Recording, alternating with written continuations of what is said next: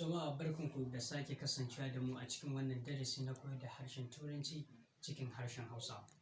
Muna matuƙar godiya bisa bibiyanmu da kuke a cikin wannan darasi. Domin ci gaba da kasancewa da mu da koyon harshen Turanci ka danna subscribing. Sannan akwai lambar waya da za ku ɗauka wanda za ku iya kiran mu domin ku ba mu shawara ko kuma wani abu da ya wuce shige muku duhu na cikin darasinmu domin a yi muku fashin baki a kansa. Kamar yadda kuka sani, yadda muka zo muku a darasin da ya gabata, yau ma muna ɗauke da wani sabon darasi wanda yake tattare da wasu matsaltsalu wanda ɗalibai suke fuskanta da shi. Za ta iya yiwuwa wajen yin rubutu ne ko kuma wajen yin furci. A yau wannan darasin da muke ɗauke da shi na tabbata zai matuƙar amfanar da ku, kuma muna yawan samun waɗannan kurakuran, kuma muddin muka gyara shi muka za mu ji daɗi. A yau abin da muke tafi da shi shine misali. Kamar yanzu idan muka ɗauki kalmar to, kalma ce ta preposition, wadda kalma ce wadda dole idan ta kasance ta zo a cikin jimla wato sentence, abin da yake gabanta zai kasance present ne, ko da abin da yake bayanta ya kasance past tense ne. Misali,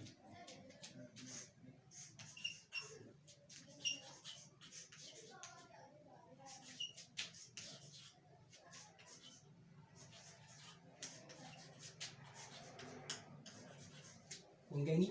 I wanted. Wanted kalma ce da ta kasance past tense ne. To ta kasance ita ce kalmar da muke bayani a kanta. Wannan kuma ya kasance shine verb ɗinmu da ya zo a gabanin kalmar to. Kun ga ya kasance menene? Present ne. To da haka shine abin da muke so ku gani. Kun ga anan ya kasance I wanted to know him. Ya kasance wannan aikin past tense ne, amma wannan aikin da yake kuma shi gaba ya kasance wato present ne. Kamar misali na biyu shine kamar mu ce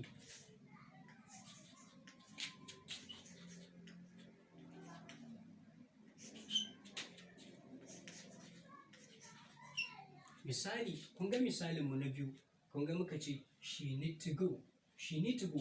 Wannan abin da nake so ku fahimta a nan shine, kun ga wannan aikin da ya zo a farko gabanin kalmar nan ta to wato to ya kasance past tense ne, amma kuma abin da ya kasance a gabanta ya kasance present ne. Nan kuma abin da ya zo a wannan ya sha bamban da wancan. Wannan kalma ce da ta kasance present ne, kuma abin da ya kasance a gaban ita wannan to ya kasance menene? Shi ma present ne. Wato baya hana cewa idan kalma ta zo past tense ne a bayanta, gabanta ya kasance present ne. Haka idan ya zo ma a bayanta present ne, to gaban nata dai zai kasance present ne. To wani kuma abu da nake so ku ƙara fahimta a cikin darasin namu shine akwai abin da muke kira kalmomin da muke cewa modal auxiliary verb. Modal auxiliary verb.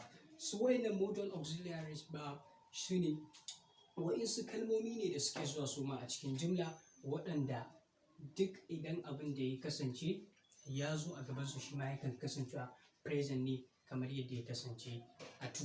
Misali, su wayannan kalmomi suna da will wato ya kasance present ne, akwai would ya kasance past tense ne, akwai shall shi ma present ne, akwai should shi ma ya kasance past tense ne.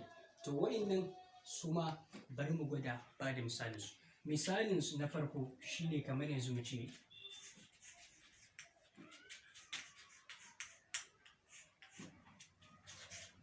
she will go. She will go. Kun ga wannan ya kasance auxiliary verb, shi kuma wannan ya kasance verb ɗinmu. Kun ga ya kasance present ne. Abin da nake so ku fahimta shine idan modal auxiliary verb ya zo, abin da yake kasancewa a gabansa yana kasancewa wato present ne. Misali na biyu shine kamar mu ce it will cry.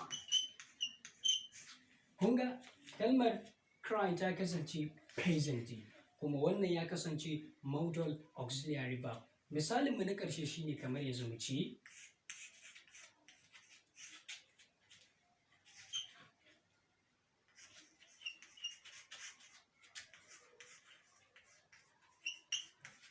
kun ga muka ce they should speak. Kun ga wannan ya kasance past tense ne na wato me? Shall. Wannan ya kasance past tense ne na shall. Dan za ka iya cewa misali I shall go. Kun gani? To ya kasance past tense ne na wannan. amma kasance wannan past tense bai sa wannan ya canja ba kamar yadda yake anan.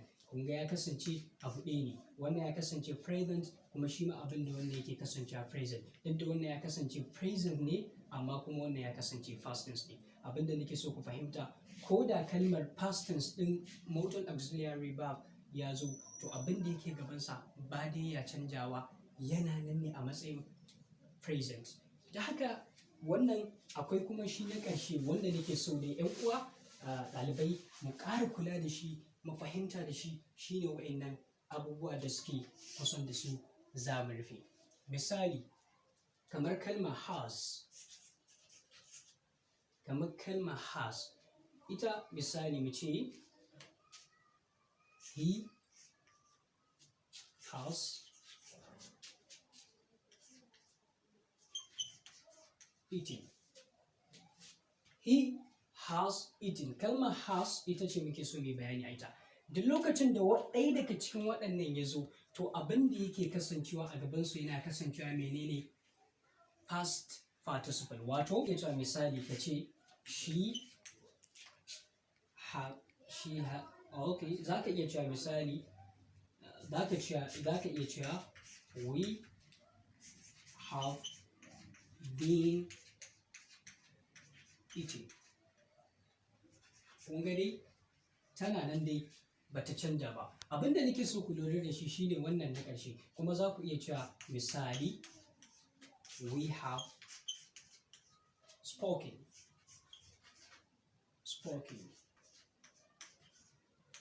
Kun ga shi ma dai na ƙarshen da ya kasance past participle ne.